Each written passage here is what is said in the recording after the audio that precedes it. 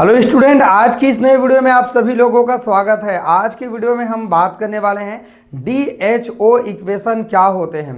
इनका पूरा नाम भी आप लोगों को एग्जाम में देखने के लिए मिल सकता है दोस्तों, क्योंकि हमारा जो थर्ड सेमेस्टर का सिलेबस है सभी के लिए नया है। पहली बात तो नया शिक्षा नीति में हमारे इस छत्तीसगढ़ में एग्जाम हो रहा है, तो इसको आप बहुत अच्छे से कवर कर सकते हैं, बहुत अच्छे से समझ सकते हैं। फ्रेंड, आप इनको अंतिम तक देखना, आपको पूरा समझ आएगा। देखो, बहुत बड़ा ये वीडियो नहीं है, 5-7 मिनट का वीडियो है, बड़ा नहीं है ये वीडियो। इसको तो मुझे पुराने वाला लेक्चर में कंप्लीट कर देना था, लेकिन मैं नहीं कर पाया था, क्योंकि वो वाला वीडियो भी हमारा लंबा हो जाता और आप लोग भी कहीं ना कहीं थोड़ा बहुत परेशान हो जाते होंगे कि सर का जो लेक्चर है ना, वीडियो है ना, वो 5 मिनट 7 मिनट में मिलता ही नहीं है। ये आपका 15 मिनट से ऊपर ही मिलता है, 25 मिनट 24 मिनट 30 मिनट। मैं क्या करूं, है ना, क्योंकि मुझे कॉन्सेप्ट को पूरा करना रहता है और सारे लोगों को अच्छे से बताना रहता है। इसीलिए फ्रेंड, मैं चाहता हूं कि आप लोग इनको अच्छे से समझे, देखें, राइट ना। चलो, आप पूरे अच्छे से इनको समझना लास्ट तक। देखो हमारे पास क्या दिया है, टॉपिक का नाम है हमारे पास डी बाई ह्यूकेल अनसागर इक्वेशन, मतलब समीकरण क्या होता है समझते हैं।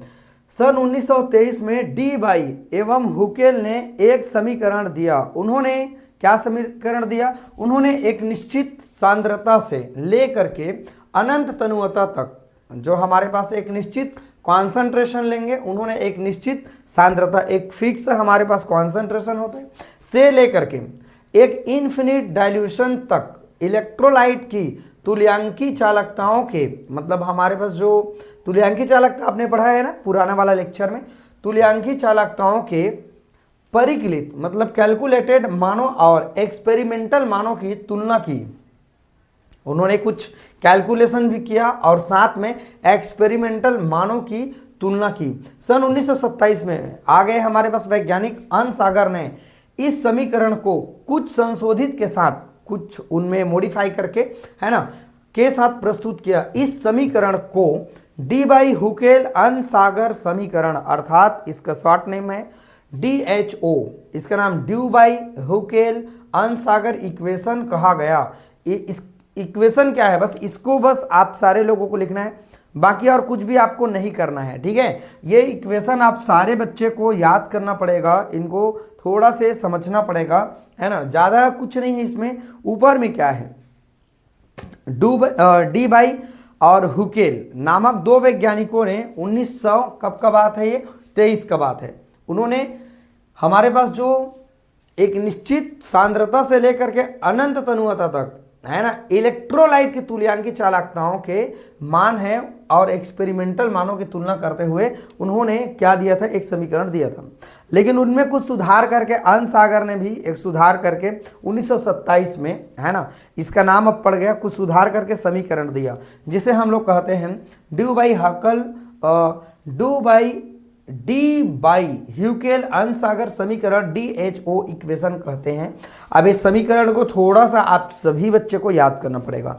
इसका नाम है लेमडा भी इक्वल टू लेमडा इन्फिनिट, मतलब अनंत, और ये माइनस ब्रैकेट करेंगे, ये कितना है 82.4, 82 पॉइंट कितना है 4, और फिर दिया है DH, और फिर इसके जो घात दिया है 1/2 दिया है, और ये आपका ईटा कहते हैं ना, प्लस 8.20 गुणा 10 का घात 5, DH 3/2 और लेमडा इन्फिनिट। अब ब्रैकेट के बाहर में है हमारे पास क्या है, √3 है। ये सभी बच्चे को इसको लिख लिख के देख लेना है, याद कर लेना है, सभी लोग को इसको याद करना पड़ेगा, है ना, क्योंकि ये 2 नंबर के आपके एग्जाम में देखने के लिए मिल सकता है कि DHO समीकरण किसे कहते हैं, लिखो, तो इतना आपको एक पेज लिख देना है। अब हमको बताना है कौन कौन क्या क्या है। जहां दोस्तों हमारे पास जो D है ना, वो क्या है, देखते हैं D क्या है। माध्यम का कोई भी हमारे पास जो मीडियम होता है उनका डाई इलेक्ट्रिक स्थिरांक है। डाई इलेक्ट्रिक क्या है हमारे पास, कांस्टेंट है। इतना बात समझ में आ गया।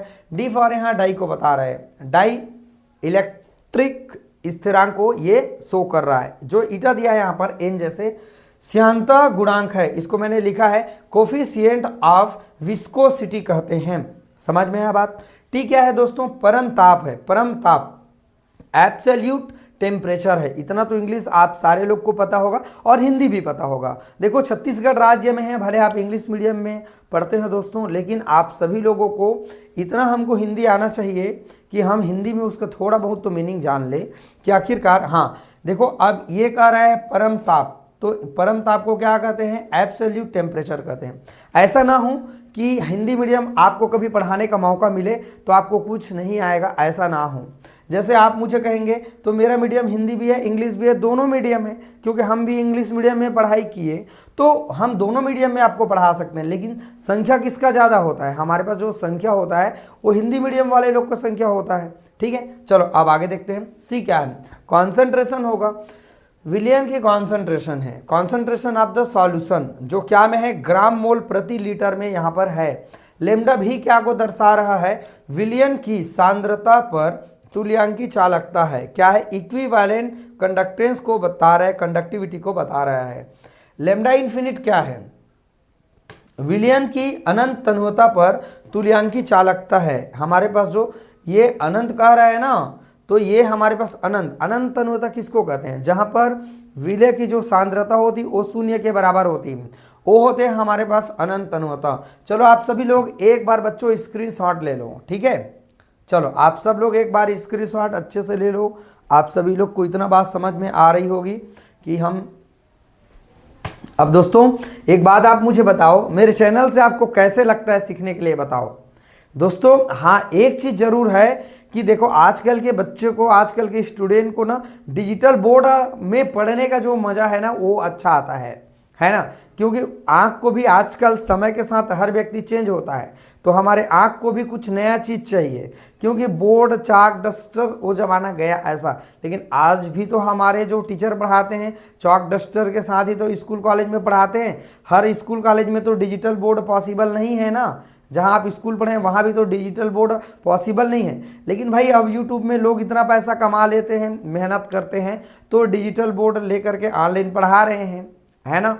तो इसके लिए आप परेशान कभी मत रहिएगा कि सर चाक डस्टर में पढ़ाते हैं। भाई आपको देखो, आपको साधन से मतलब तो होना चाहिए, लेकिन क्वालिटी से आपका मेन मतलब होना चाहिए कि हमारे जो सर हैं वो किस तरीके से पढ़ाते हैं, कैसे क्वालिटी को मेंटेन करते हैं और कैसे हमारे पास जो उनके कॉन्सेप्ट है उनको क्लियर करते हैं। ये चीज़ें आप सभी लोग अगर मुझे समझ जाएंगे तो नो डाउट हम भी कल के डेट पर मेहनत कर रहे हैं। बहुत ज़्यादा कमर टूट रहा है यार, अभी तो मैं क्या बोलूँ।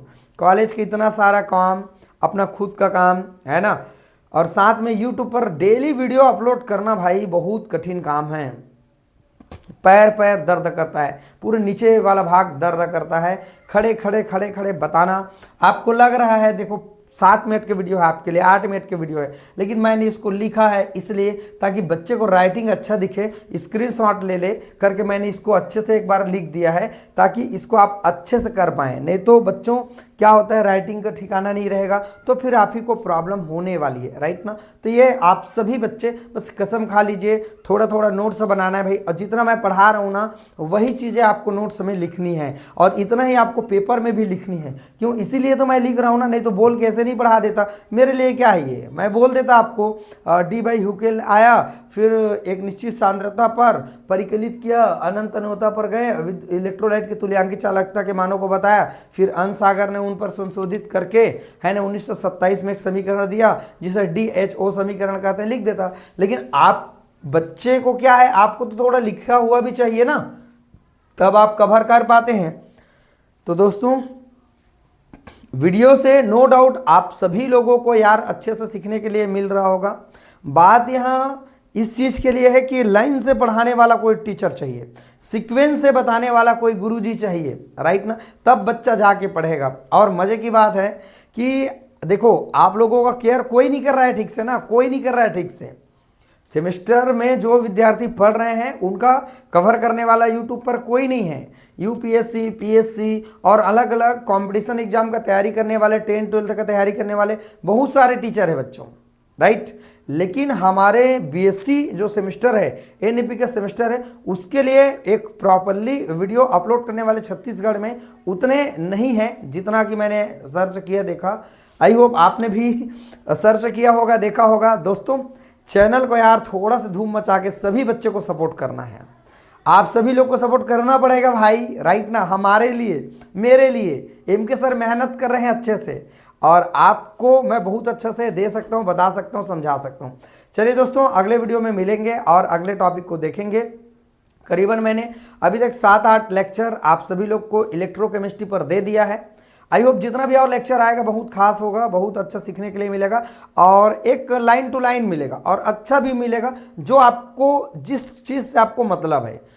क्योंकि उतना सारा पढ़ लेना पॉसिबल नहीं है। पेपर आपका 2 महीना बाद होने वाली है ना, तो फिर आपको प्रॉब्लम होगी। बॉटनी पढ़ना है, जूलॉजी पढ़ना है, डीएससी का पढ़ना है, बीएससी का पढ़ना है, और सभी को पढ़ेंगे तो आपका दिमाग खत्म हो जाएगा। इसीलिए मैं जो हमारा काम चल जाए ना, उतना चीज़ों को अभी करेंगे यार। फिर उम्र के साथ जैसे जैसे आप बढ़ते जाएंगे, जाते जाएंगे, आपका माइंड खुद डेवलप हो जाएगा और आप सारे लोग अच्छा से कर लेंगे। चलिए दोस्तों, वीडियो को देखते रहिएगा, समझते रहिएगा। वीडियो को वॉच करने के लिए थैंक यू सो मच।